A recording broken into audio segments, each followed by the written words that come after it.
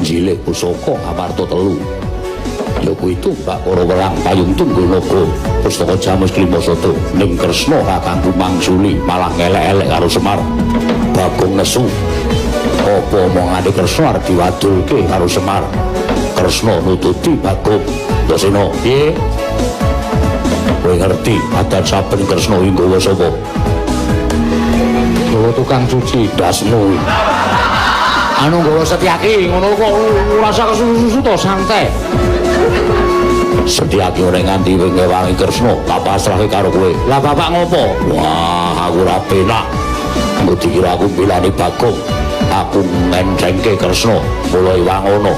Yen pancen Kresna melu-melu kowe kandhakno aku. Siap.